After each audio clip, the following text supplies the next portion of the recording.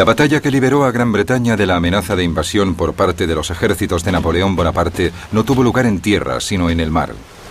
En un choque brutal y sangriento, no lejos del puerto español de Cádiz, la flota franco-española del almirante Villeneuve quedó totalmente cercada por barcos británicos dirigidos por el almirante Lord Nelson, el mayor héroe naval de la nación. La batalla naval más famosa de la historia se libró un tranquilo día de octubre de 1805 en Trafalgar.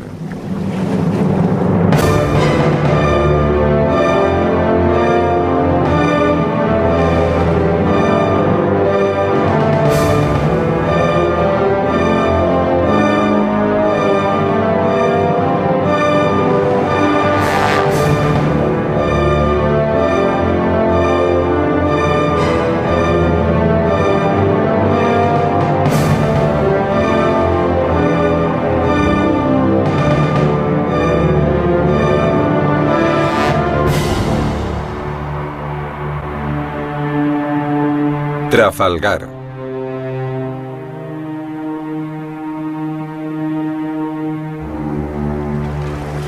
El Tratado de Amiens, firmado el 25 de marzo de 1802, otorgó a Gran Bretaña y a Francia una paz frágil que duró poco más de un año.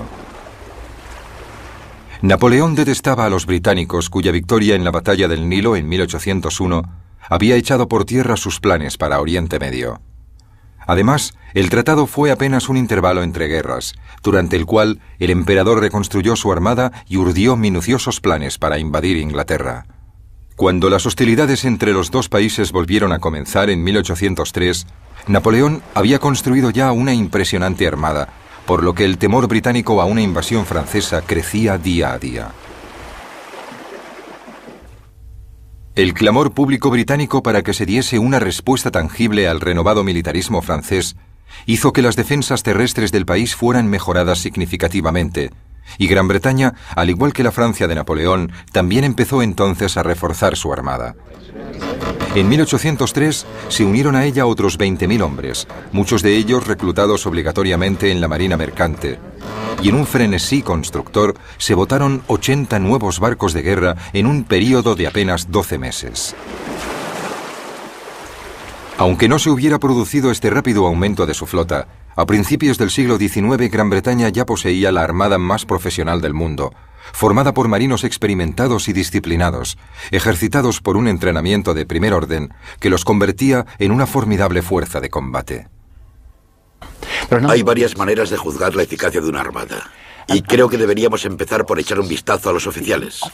Los oficiales de la Marina Real se conocían entre ellos desde hacía mucho tiempo. En realidad, habían empezado juntos como aspirantes a oficiales a los 10, 11 o 12 años de edad. Y cuando se convertían en capitanes, llevaban ya unos 30 años en el mar. Eso quería decir que había un cuerpo de oficiales con una gran experiencia como marinos y mucha habilidad con la artillería. Los franceses, por el contrario, acababan de pasar por una revolución y casi todos sus aristócratas habían sido guillotinados. Y la Marina Real Francesa anterior a la revolución había sido una organización muy aristocrática. Todos los que tenían alguna vinculación con la nobleza habían huido del país para evitar ser guillotinados o sufrir cualquier otro de los castigos a los que se sometía a los representantes del antiguo régimen, como se denominaba. El almirante Villeneuve, como sus oficiales superiores, pertenecían al segundo o incluso al tercer nivel de comandantes navales franceses.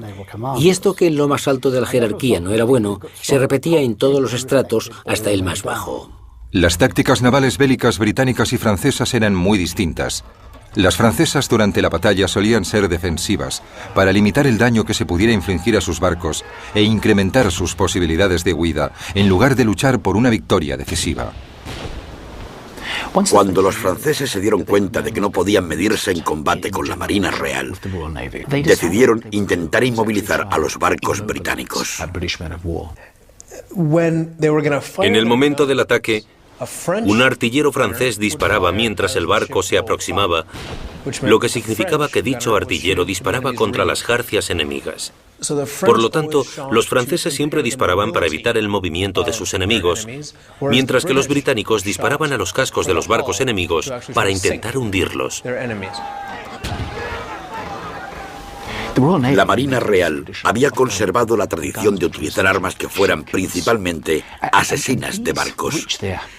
Y estas llegaron a su apogeo con el Carinaum, un arma que parecía un enorme mortero. Estas armas se fabricaban en la ciudad escocesa de Carin, por eso se llamaban Carinaum. En la Marina Real también se las conocía como aplastadoras, y los franceses las llamaban armas del diablo por los daños que podían infligir. Se disparaban a poca distancia de los barcos enemigos. Y disparaban proyectiles de 30 kilos. Eran armas muy potentes, pero alcanzaban poca distancia. Ese fue el primer cañón que se disparó desde el Victory en la batalla de Trafalgar.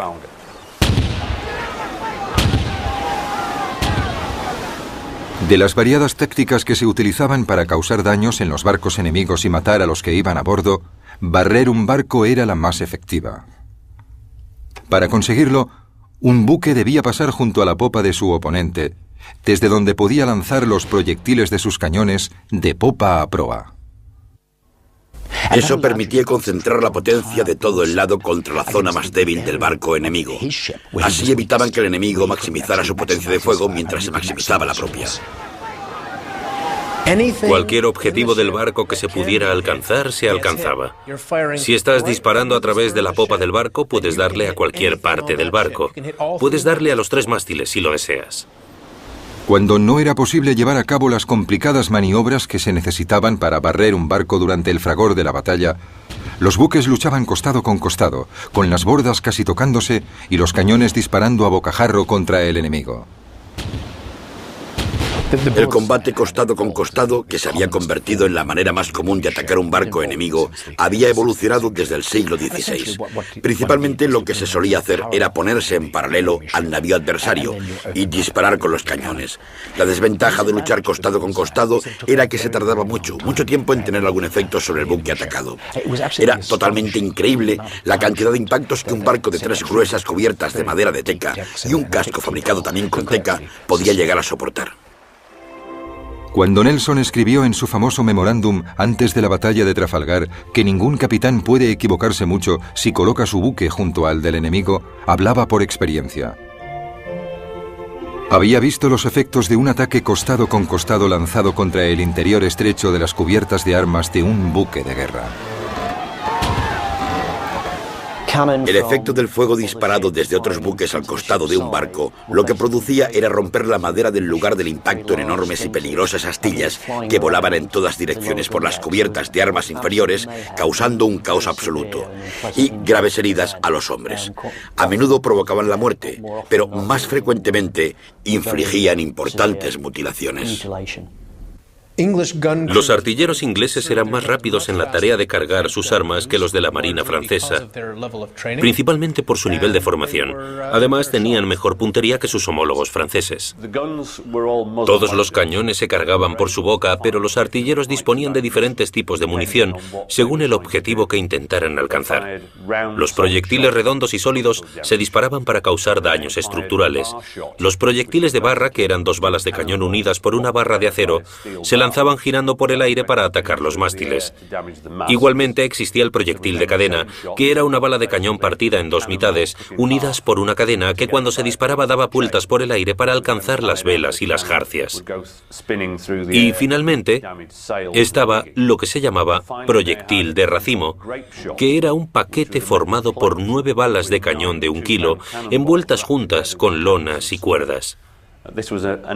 Esta era como un arma antipersona porque cuando se disparaba, la lona y las cuerdas se quemaban y entonces se liberaban las pequeñas balas que barrían la cubierta del enemigo.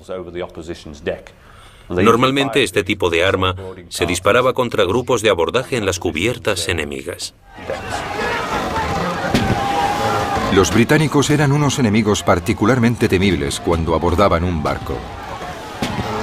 En una famosa ocasión, los 50 hombres que formaban la tripulación del Speedy consiguieron dominar y vencer a los más de 300 marineros de un navío francés.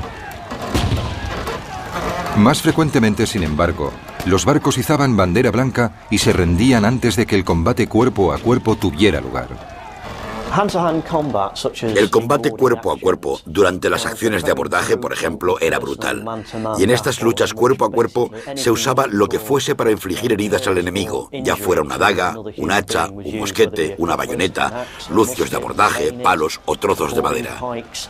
Cualquier cosa que se pudiese empuñar o con la que se pudiese golpear a otro hombre se utilizaba para intentar hacerse con el control del barco enemigo.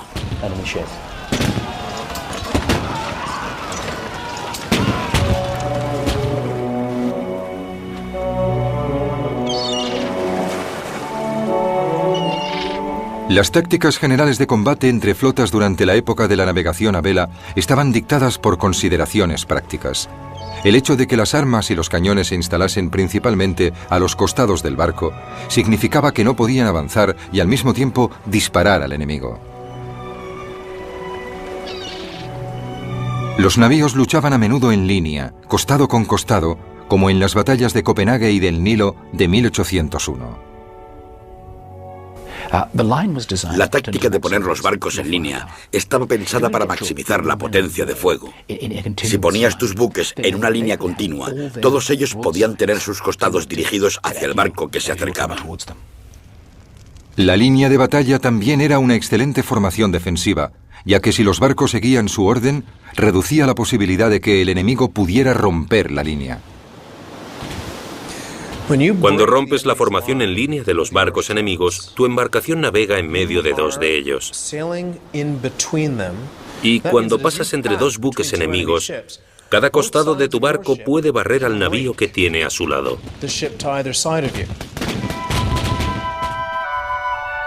Desde 1803, Napoleón había estado reuniendo a sus ejércitos en Boulogne, esperando el momento adecuado para atacar Inglaterra. Pero habían transcurrido ya 2 años y la ocasión aún no había llegado, por lo que los campamentos se habían convertido en poblados semipermanentes. Uno de los problemas de tener una flota inactiva es que la tripulación va perdiendo sus capacidades marinas y bélicas. Entrenarse en un puerto no puede compararse a un entrenamiento en alta mar. No hay modo alguno de compararlos. Otro de los problemas de estar en puerto continuamente es que se producirán deserciones. La tripulación se marchará a tierra firme o decidirá que está hastiada y que quiere irse.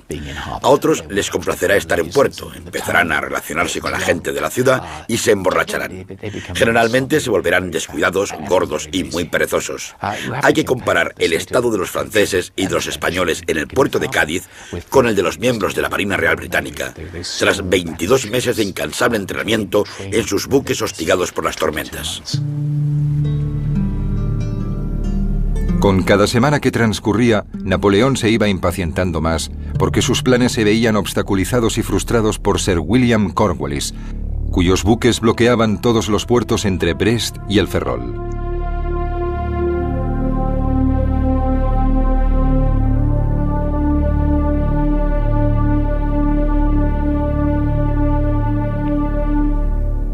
Y también por Cuthbert Collingwood, que hacía lo mismo en el puerto de Cádiz. Y además, la flota británica estaba bajo el mando de un hombre que llevaba mucho tiempo siendo la piedra en el zapato del emperador, Horatio Nelson. Horatio Nelson era, sin la menor duda, el mayor héroe que habían dado las islas británicas durante las largas y difíciles guerras napoleónicas. Quizá su mejor cualidad fuera la manera en que inspiraba a todo el mundo, desde sus vicealmirantes y sus capitanes a los marineros rasos y soldados, haciéndoles sentir que formaban parte de una hermandad muy exclusiva. Velaba por sus hombres, así que estos tenían muy buen concepto de él. Los subordinados de Nelson le adoraban. Y una de las cosas más sorprendentes sobre este almirante es que sus subordinados temían decepcionarle. No querían hacer nada que provocara en él una mala opinión sobre ellos. Y esa clase de lealtad solo se consigue mediante un liderazgo impresionante. Nelson era un jugador, como Bonaparte, y corría riesgos sorprendentes. En la batalla del Nilo, por ejemplo, ningún hombre en su sano juicio habría hecho lo que él hizo. Pero Nelson, como Napoleón, tenía la habilidad de calcular los riesgos y, como dijo una vez, ninguna batalla naval puede librarse sin algún elemento de riesgo. Así que se arriesgaba. El gran historiador estadounidense Marne escribió que Nelson era la personificación del poder del mar, y creo que es correcto. En este caso, el comentario viene muy a propósito.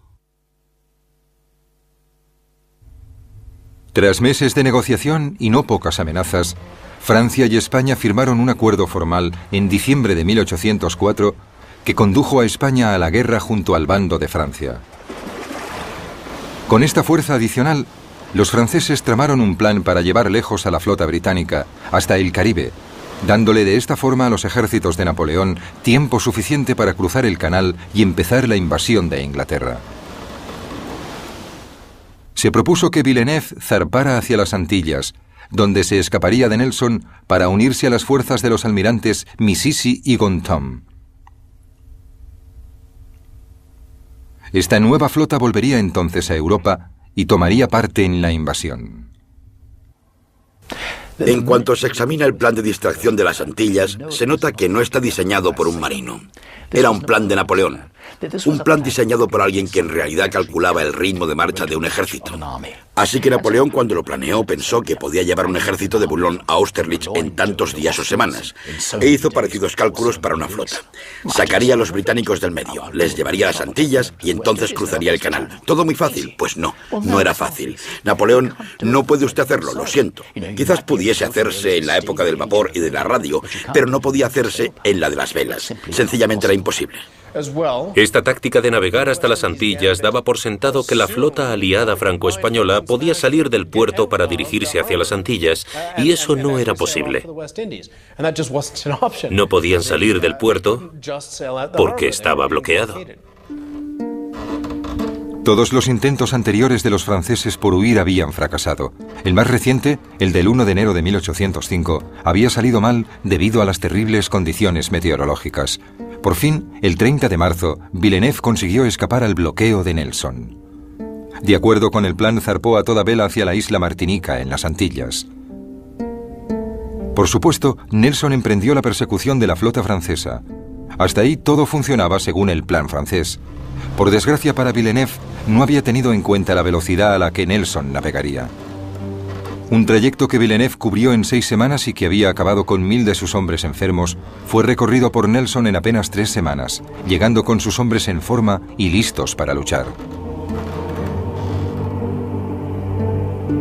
La inesperada aparición de la flota de Nelson tomó a Villeneuve por sorpresa, ya que aún no se había unido a las flotas de Mississi y de Gontham. Presa del pánico, zarpó hacia aguas europeas, pero Nelson, que ya estaba enterado del plan francés, volvió rápidamente a Gibraltar. Haciendo caso omiso de las órdenes de Napoleón de zarpar hacia el norte de Francia, Villeneuve se dirigió hacia la costa andaluza, al puerto de Cádiz, donde inmediatamente lo bloquearon Collingwood y Cornwallis. El plan francés para deshacerse de la armada británica había empezado de la peor forma posible. Los franceses no podían permitir que la situación continuara así. Napoleón exclamó: "Necesito unos días sin la Marina Real inglesa para poder invadir Gran Bretaña". Insistió mucho en que los barcos franceses salieran del puerto y lucharan. Por otro lado, para la Marina francesa no habría sido bueno que toda su flota se hundiera o, peor aún, fuese capturada por la Marina Real.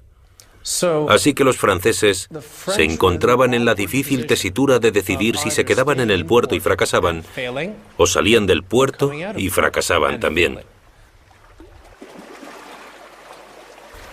Napoleón se mostraba siempre muy impaciente ante los problemas a los que se enfrentaban sus marinos.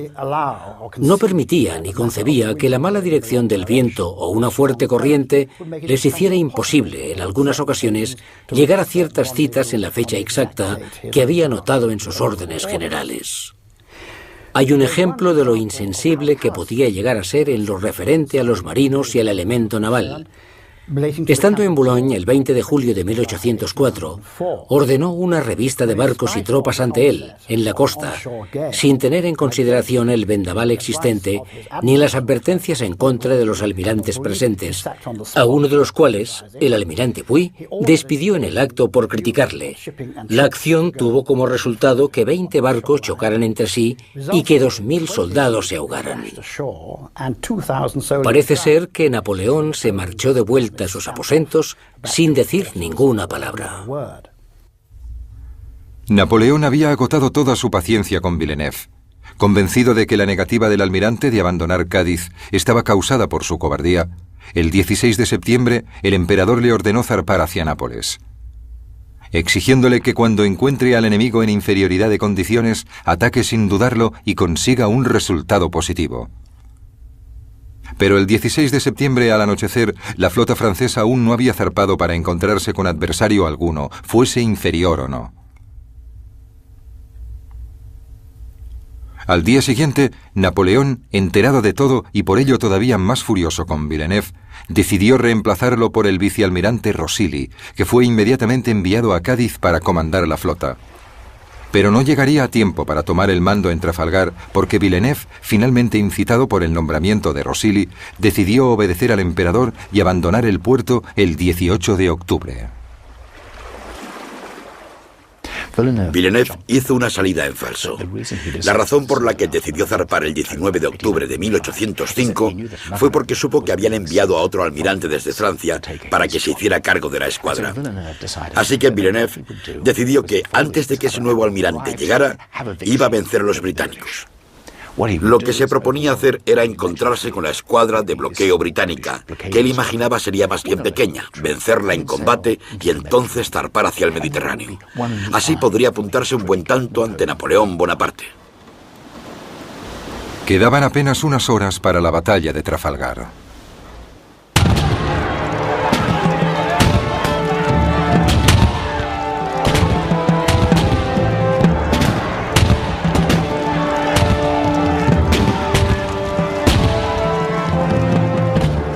Nelson se dio cuenta de que habría un gran número de barcos importantes en cada flota y decidió que para ganar con claridad y para hacerlo antes de que terminara el día, tenía que proceder de forma totalmente diferente a cuanto se consideraba normal en esa época.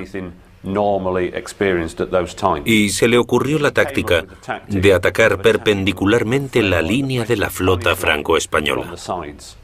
Nelson organizó a su flota en dos columnas y se dispuso a dirigirse directamente hacia la línea franco-española. Esto iba en contra de los procedimientos bélicos convencionales. Significaba que durante un tiempo las dos columnas británicas estarían totalmente expuestas a las andanadas de la flota enemiga. Pero también significaba que, si sobrevivían a ello, podrían romper la línea aliada. Iban directos hacia la línea de la escuadra aliada. Así que a la izquierda, Nelson atacó la línea de batalla justo en el medio. Collingwood la atacó por la derecha y la mitad de la línea francesa siguió adelante alejándose de la batalla. Y mientras esa mitad de la flota aliada intentaba virar y volver, maniobra muy difícil de realizar con un barco de vela, Nelson y Collingwood estarían castigando y destruyendo al resto de la flota francesa. A las 6 de la mañana del 21 de octubre de 1805, la flota británica formó en dos columnas, según lo planeado. La primera columna de 15 barcos estaba dirigida por Collingwood a bordo del Royal Sovereign, y la segunda, con 12 barcos, estaba dirigida por Nelson a bordo del Victory. Mientras navegaban hacia la flota aliada, Nelson hizo la señal de preparados para la lucha, y los hombres de la flota británica se dispusieron a librar batalla. Se guardaron los muebles y todos los objetos innecesarios fueron lanzados por la borda. Se sacaron las armas pequeñas, se apagó el horno de la galera y se cubrieron las cubiertas de arena. A las 8 de la mañana, Villeneuve emitió una orden que asombró a los oficiales y marineros de ambas flotas. Quiso que los barcos alterasen su rumbo y volviesen hacia Cádiz. Confusos y ya muy desmoralizados, los hombres de la flota aliada empezaron a hacer virar sus barcos, pero lo hacían despacio y de forma desigual. Y a cada minuto que pasaba, los barcos de Nelson se acercaban cada vez más. El almirante inglés podía notar la confusión de los buques aliados y estaba decidido a cortarles la retirada hacia Cádiz. Mientras observaba la escena, un capitán español apuntó: «La flota está maldita. El almirante francés no entiende su cometido». Fue un comentario certero sobre las posibilidades de la flota aliada. Villeneuve no era un incompetente, sencillamente no estaba a la altura de la misión. Pero no había almirantes franceses lo suficientemente jóvenes y enérgicos para tomar el mando de la flota, excepto Villeneuve. Así que lo enviaron a él. Odiaba esa situación porque sabía que no estaba a la altura, y desde la batalla del Nilo padecía un miedo personal a Nelson. Cuando se estudia la figura de Villeneuve, se tiene la sensación de que por la noche se despertaba gritando que Nelson iba a por él. Lord Nelson le causaba pavor. No obstante, era lo mejor que tenían los franceses. Si Villeneuve hubiera servido en la Marina Real con tripulación británica, en un navío británico, habría estado al mismo nivel que muchos tenientes de Nelson. Pero no era así. Servía en la Marina francesa y tenía que realizar su misión lo mejor posible con los materiales de que disponía.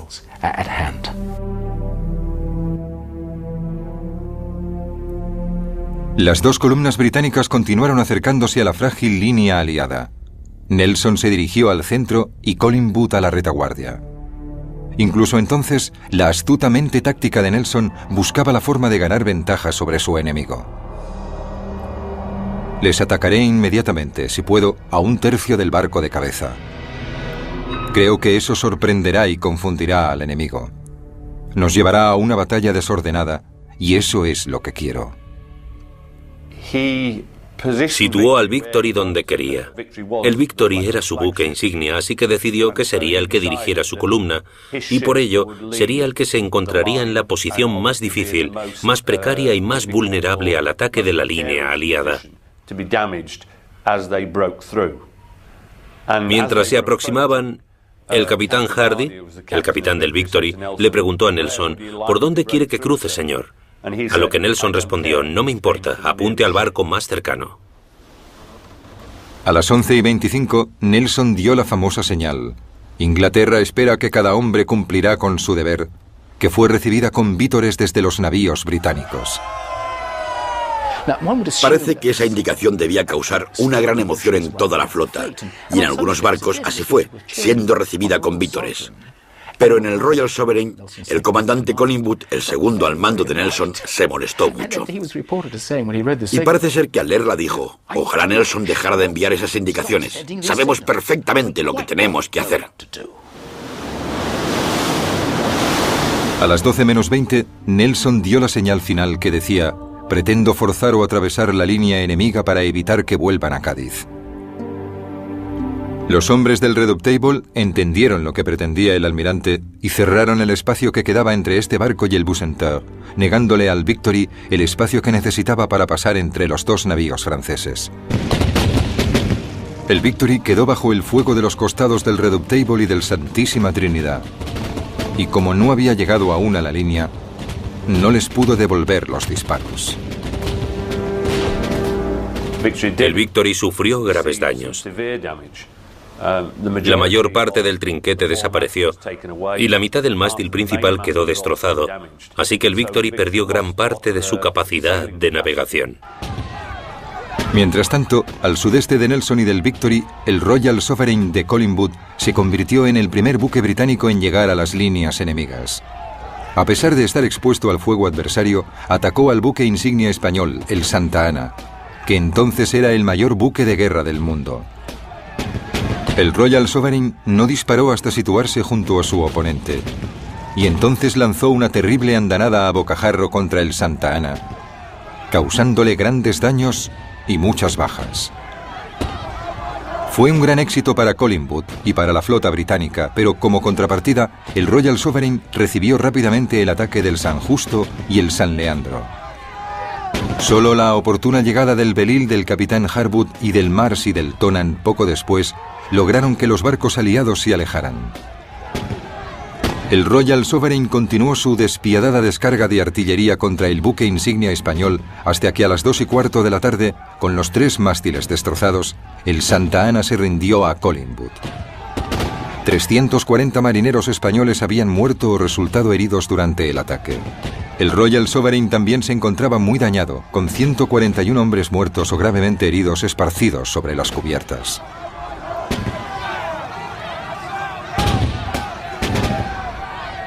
El día de la batalla, el viento era apenas una brisa, lo que significaba que las flotas enemigas solo podían dejarse llevar lentamente la una hacia la otra. Esta falta de viento tuvo un importante efecto en la forma en que se libró la batalla de Trafalgar. Primero estaba la columna de Collingwood, a la derecha, que había entrado en acción y estaba en plena lucha 1 hora antes de que Nelson, en la columna de la izquierda, hubiera empezado a combatir. En realidad, se dejaban llevar por el suave viento hacia la flota enemiga, con escasas posibilidades de controlar su velocidad y su avance. En todo caso, casi todos los barcos habían izado sus velas de batalla, reduciendo velamen antes de lanzarse al ataque. Así que podían hacer muy poco, y esto fue lo que dictó las distintas fases de la batalla. Mientras avanzaba lentamente, el Victory, gravemente dañado, recibía los ataques del Redoutable y del Bucentaure. Y con 50 bajas, aún no podía abrir fuego.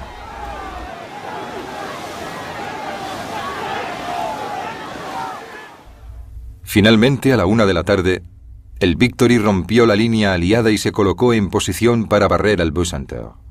Lo hizo con una eficacia devastadora, dejando al buque francés muy dañado y vomitando un humo denso y negro. Cuando el Victory rompió la línea, lo hizo por la popa del barco francés Bucentaure. Después, la tripulación intentó apartar las velas que habían caído y los mástiles que habían sido derribados y que todavía se hallaban sobre la cubierta.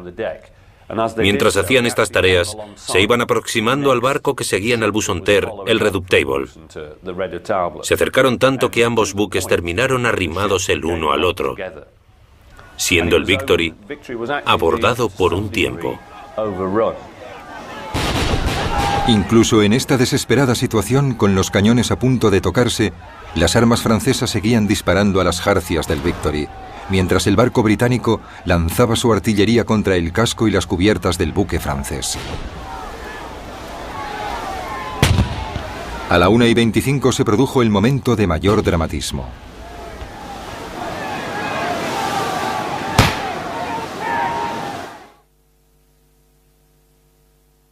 Cuando el fuego enemigo alcanzó a Nelson, este iba y venía nerviosamente por el castillo de popa junto a Hardy. No había mucho más que pudiera hacer. Tenía que dejar que los hombres le vieran para mantener alto su espíritu combativo. Nelson no usaba la chaqueta de su uniforme. Vestía una levita raída, pero como era caballero de 4 órdenes de caballería diferentes, tenía bordadas las insignias de dichas órdenes en la levita.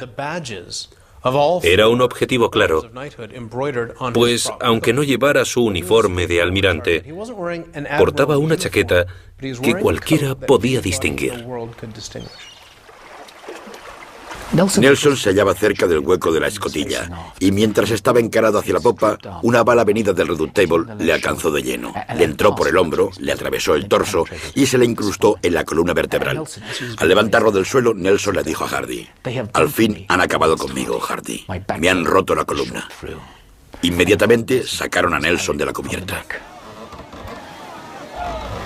Le llevaron, herido de muerte, a la cabina del Victory, que estaba llena de marineros muertos o moribundos, en una escena que Alexander Scott, el capellán del barco, compararía más tarde con el caos de una carnicería. En medio de esa pesadilla de miembros amputados y cuerpos destrozados, el almirante Nelson yacía moribundo. A los marineros y oficiales heridos en un buque de guerra se les atendía bajo las cubiertas en la cabina del piloto. Los cirujanos trabajaban allí abajo. Era una escena horrible. Allí llevaron a Lord Nelson. Los marineros lo llevaron en brazos hasta la cabina, pero cuando el cirujano le dijo: Intentaré salvarle, señor. Nelson le respondió, no pierda el tiempo conmigo, voy a morir. Noto que tengo la columna partida. Noté cómo la bala me rompía la espalda. Nelson dijo que sentía que sangraba cada vez que respiraba. Y repitió que estaba acabado. No se moleste por mí. Vaya a atender a los hombres que pueda salvar. A las 2 de la tarde, el Redoutable se rindió finalmente izando la bandera blanca. Atacado por el Victory a babor y por el Temerine a estribor, tanto su valiente capitán, Jean-Jacques Lucas, como su tripulación habían luchado con coraje. El Redoutable había empezado la batalla con 643 oficiales y tripulantes. Cuando el malherido Lucas entregó su espada para rendirse, no sabía que 487 de ellos habían muerto y que otros 81 sufrían heridas mortales. Solo 75 hombres estaban lo bastante bien como para poder tripular el barco. A los británicos no todo les estaba saliendo bien. Era evidente que el Victory estaba prácticamente destruido. A todos los efectos, a las 3 de la tarde, era solo un bulto flotando, debido a la potencia del ataque del Redoutable. El Royal Sovereign de Collingwood era el que había sufrido los peores ataques. Había sido rodeado por 5 barcos franceses y españoles que lo habían destrozado. Pero los barcos aliados también se habían causado tantos daños entre ellos como los que le habían infligido al Royal Sovereign. A las 2 menos cuarto, Villeneuve le había hecho señas al Formidable en la vanguardia aliada, transmitiéndole la orden desesperada de que fuera a ayudar al resto de la flota. Pero el almirante Dumanoir, al mando del Formidable y a la cabeza de unos 10 barcos de su división que no habían sido atacados, hizo caso omiso del mensaje del almirante francés. El comportamiento de Dumanoir es uno de los grandes imponderables de ese día.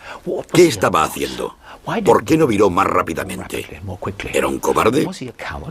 ¿O había otra razón que lo motivaba? No puedo creer que fuera un cobarde, y no creo que los historiadores en general piensen que a Dumanoir le faltara arrojo para luchar. Dumanoir odiaba a Villeneuve. Existía un gran conflicto entre ellos.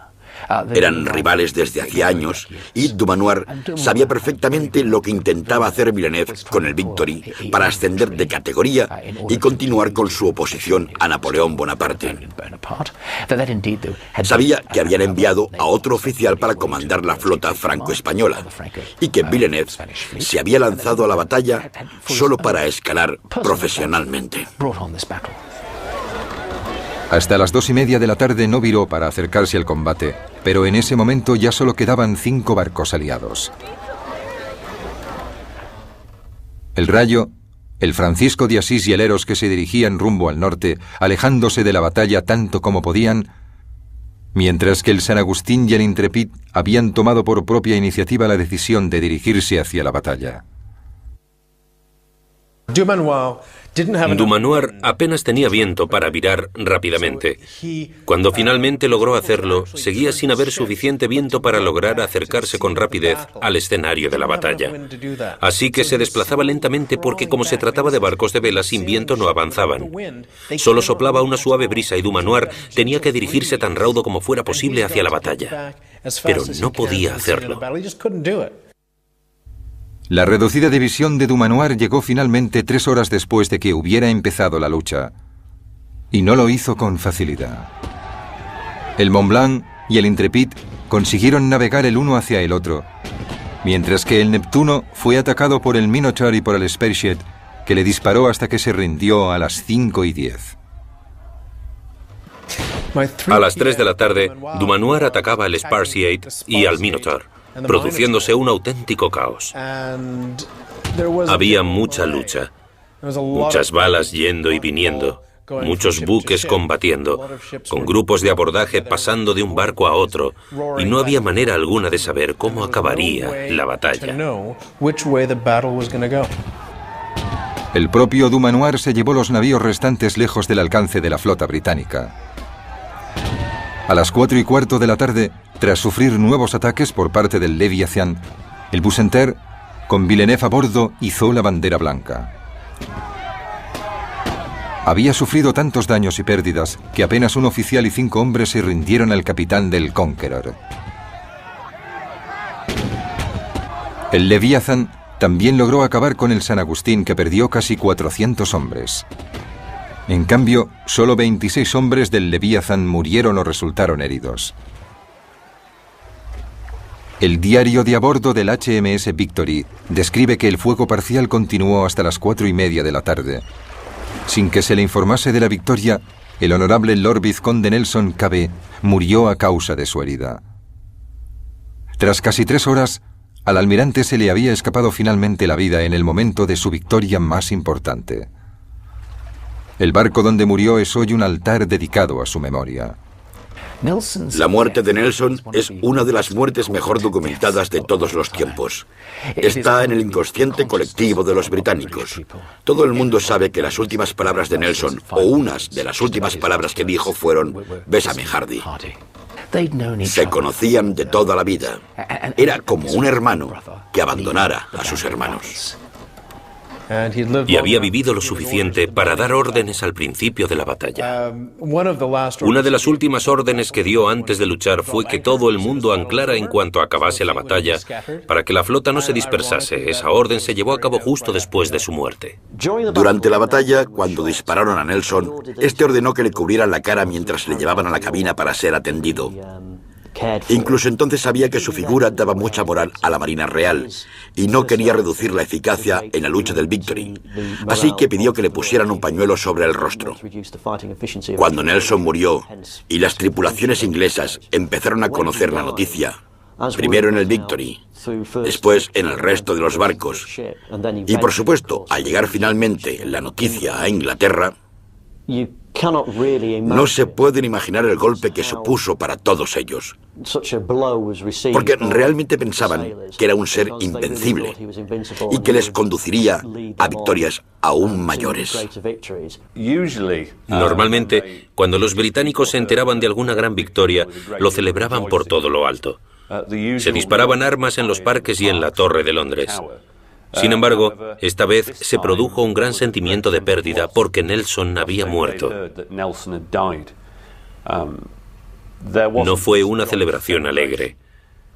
Sentían que aunque hubiesen logrado una gran victoria y gran parte de la flota franco-española hubiese sido capturada o se hubiese hundido, habían sufrido un daño irreparable porque Nelson, su héroe, había muerto. La batalla de Trafalgar terminó a las 6:15, cuando el buque imperial francés Aquile desapareció en una enorme explosión que aniquiló a casi 500 hombres. Fue el último acto sangriento de un día horrible, y en toda la flota empezó el terrible y solemne proceso de reparar los barcos y curar los cuerpos destrozados. La flota francesa y española perdió más de 4.400 hombres y acabó con 2.500 heridos. Es un cálculo aproximado de la flota aliada.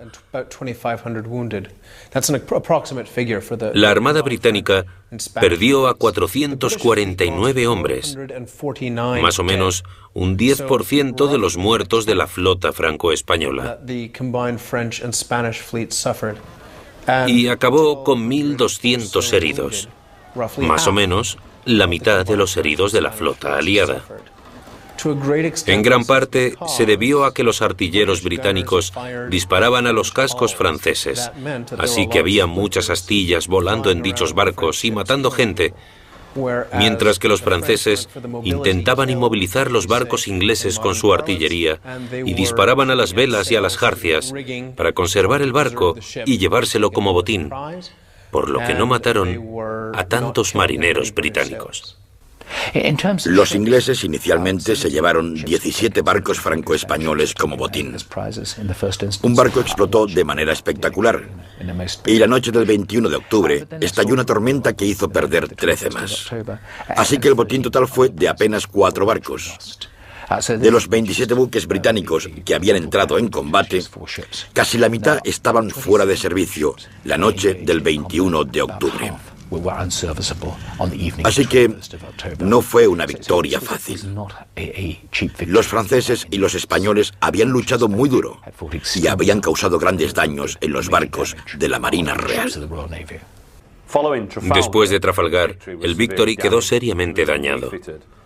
Lo repararon y continuó en activo hasta 1812. Durante el periodo comprendido entre 1808 y 1812, lo comandó el almirante Simérez en el Báltico. Después volvió a Portsmouth, donde estuvo anclado como buque insignia del puerto hasta 1921, cuando lo retiraron al dique seco, donde todavía sigue. Sin embargo, igual que entonces, sigue siendo, y ojalá así sea para siempre, un barco al servicio de la Marina Real. Actualmente es el barco en servicio más antiguo del mundo, como indica la bandera de la insignia blanca, y tiene asignada tripulación de la Marina Real a bordo. Si el resultado de la batalla de Trafalgar fue decisivo desde el punto de vista estratégico, sus efectos sobre vencedores y vencidos fueron también profundos. Convirtió a Gran Bretaña en la mayor fuerza naval del mundo durante más de un siglo, y a Nelson en una leyenda. Conservado en alcohol, su cuerpo fue devuelto a Inglaterra, donde recibió funerales de Estado. Villeneuve, capturado, fue repatriado un año después, suicidándose en circunstancias sospechosas al poco de regresar a su país. Muchos afirmaron que la batalla de Trafalgar había salvado a Gran Bretaña del inminente peligro de invasión.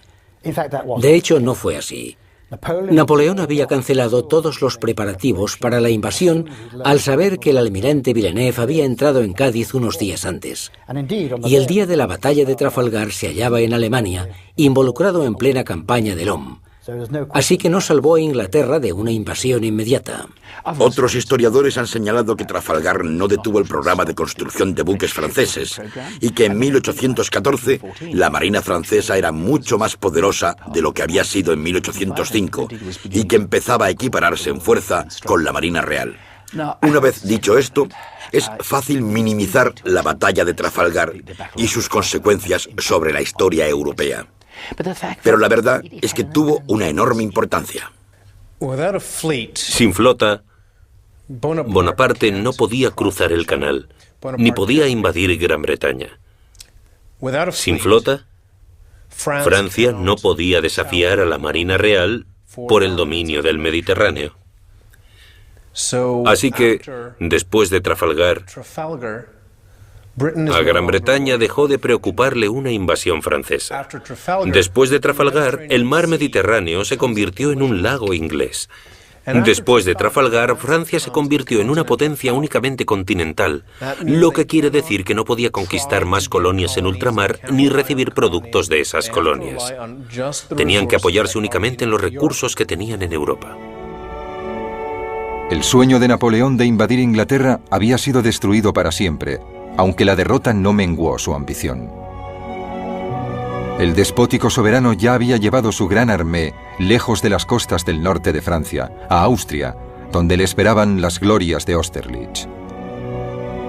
El desgraciado Villeneuve, que tras la batalla de Trafalgar observó que tanto coraje merecía un destino mejor, fue el que mejor resumió la apremiante situación de la armada de Napoleón, que había recibido tan brutal golpe.